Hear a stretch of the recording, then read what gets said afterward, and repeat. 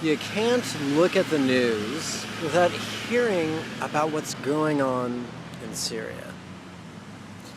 And I think it's safe to say that the good folks in Syria could use some peace and some safety. So let's do that right now. Let's do a quick 3-minute guided meditation to send people in Syria greater safety. Now, you could say, well, this sounds like magic, and I don't believe in magic. You don't have to believe in magic. My friends, here's the deal. If we're going to take a fundamentalist point of view, we would say merely intending, merely cultivating the... Wait a second. Okay, that's much better. Merely cultivating the will, the intention, the volition that other people receive heightened safety increases our good karma. Our good karma then empowers our intention to make shifts happen. At least that's what the Buddhist fundamentalists teach, and it shares a modicum of harmony with the teachings of particle physics. Teachings that say everything affects everything else, and teachings that say everything is affected by everything else. If not directly, then at least indirectly. If not actually, then potentially. If not overtly, then subtly. Now, as a liberal, we could say, yes, if our well wishes for other people's safety could benefit them, that's marvelous. But even if it doesn't, at least it's training our heart and our mind in the psychic momentum of wishing others well. And that is at the very least a very good thing.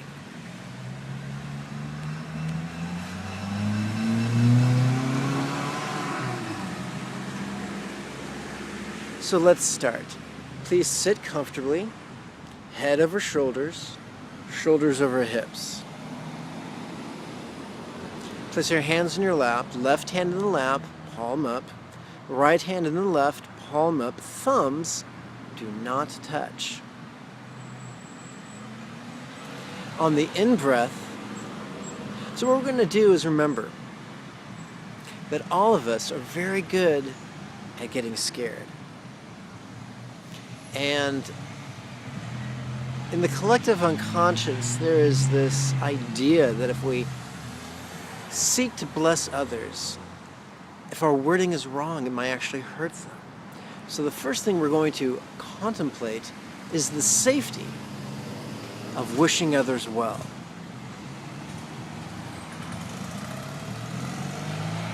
So, we want to use an economy of syllables. So instead of using the word safety, we're going to use the word safe.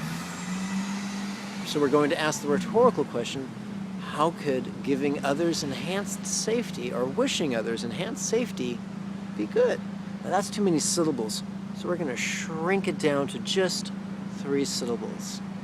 On the in-breath, we're going to ask the rhetorical question, how safe good?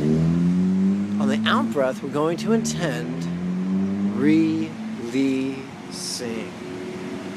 Now, bear in mind, these are rhetorical questions. Now, what that means is that it ain't our job to answer them. Folks, there's 2 types of question. There are hard-ass questions and lazy bastard questions. A hard-ass question requires an answer. A lazy bastard question does not. The power of asking assumptive, rhetorical questions is that it allows the inner computer, the inner genius of our subconscious to answer the question for us in a much more wonderful way than our intellect ever could. So in the in-breath, let's play with the rhetorical question. How safe, good. On the out-breath, let's intend releasing. Let's play with that now.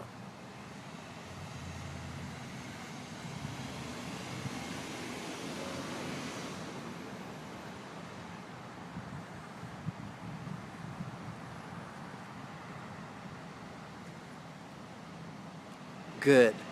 Now, few people know this, but on every in-breath, whether we know it or not, whether we feel it or not, we tighten up, even a little bit.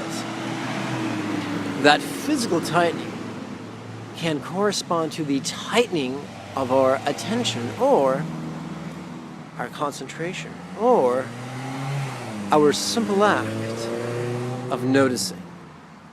The opposite is true on the out-breath. On the out-breath, whether we know it or not, whether we feel it or not, we relax, even just a little bit. And that physical relaxation can be applied to the spiritual as letting go, as releasing. So here's the neat thing. By cleverly using the mechanisms that are already linked to our in-breath and our out-breath, we can rapidly traverse the path to enlightenment, which is quite lovely. The second issue is this. Now we're going to use our imaginations. Now, my friends, we're all good at being scared. We're all good at imagining worst-case scenarios. So let's not do that now. Let's use the inner genius of our subconscious. Some would call it our idiot savant.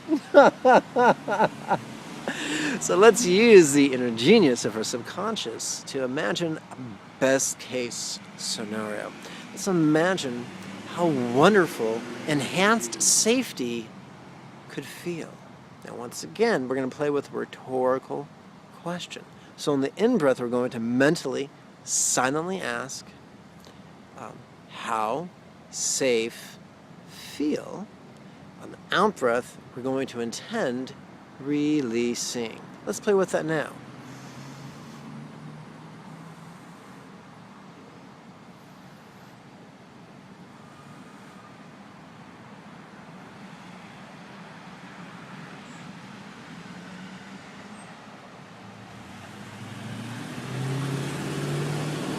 And now we're going to do something extraordinarily controversial.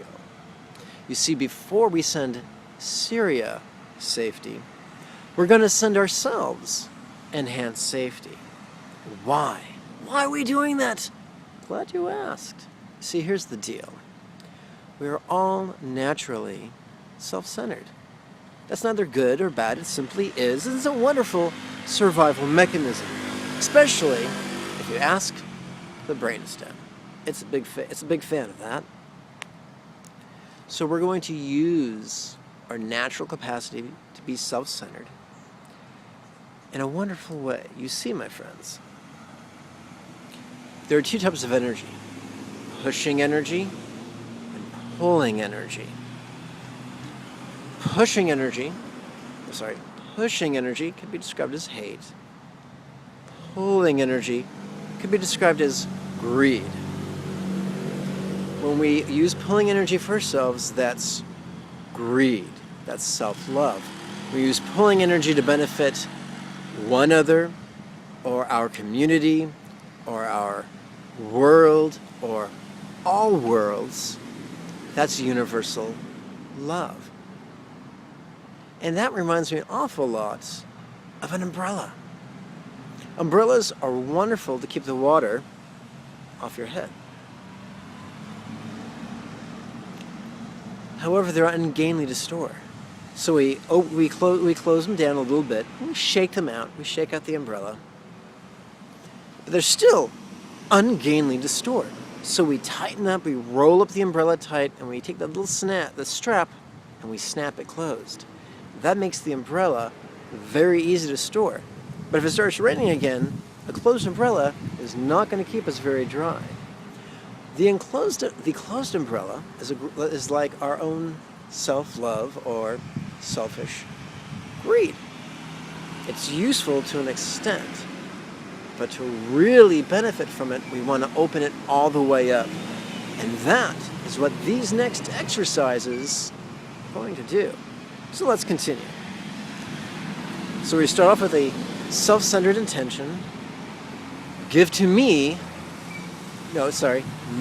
to me, on the in-breath, on the out-breath, give great peace. Now to me, give great peace. Let's do that right now.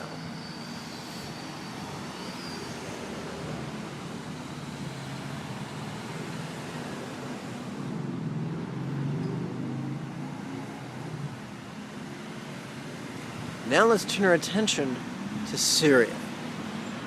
We're going to use 4 syllables this time, a little bit tricky. Now to, oh, actually 5 syllables. Now to Syria, give great peace.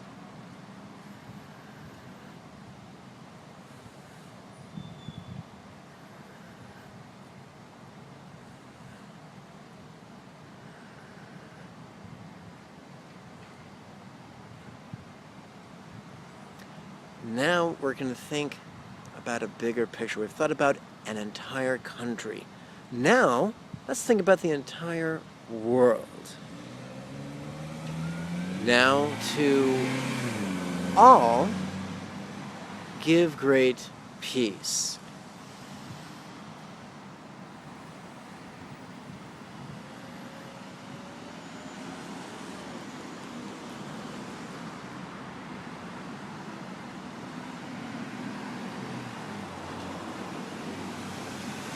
Now let's make sure no one falls through the cracks.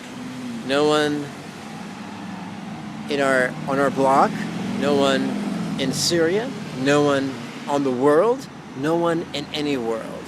Simple. Now to each, give great peace.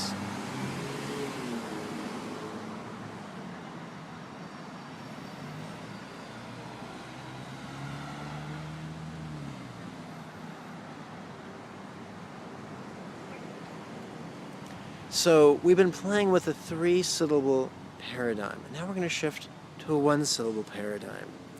Each on the in-breath, peace on the out-breath.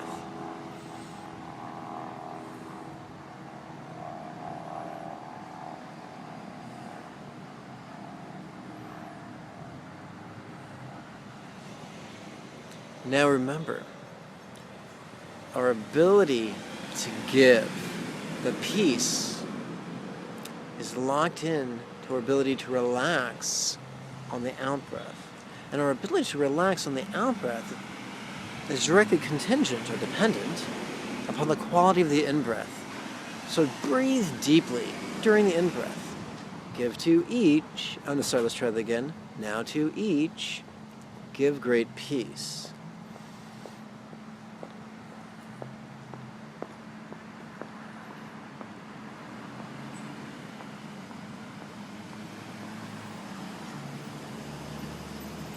So we've talked about the in-breath, and we talked about the out-breath. Now let's talk about the pause breath. First there's the in-breath, then there's the out-breath, then there's a gap before the next in-breath. We call that the pause breath. Now you don't want to hold your breath until you turn blue, tip over, wiggle funny, and scare the poor cat. Please don't scare Kitty. Don't do that. The pause breath only lasts the length of a pulse, or 2. Or a heartbeat, or 2. It's just a little micro gap. So let's play with this now. Each peace.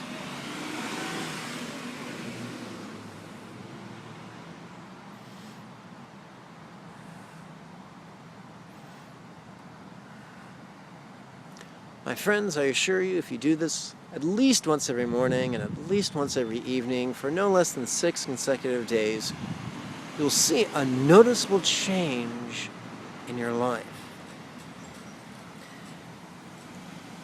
If you have any questions or comments, or if you just want to give me a cyber hug, do so on my Facebook page, whose link is found below this video. May you and yours be healthy and happy. Om Mani Padme Hum. Bye-bye.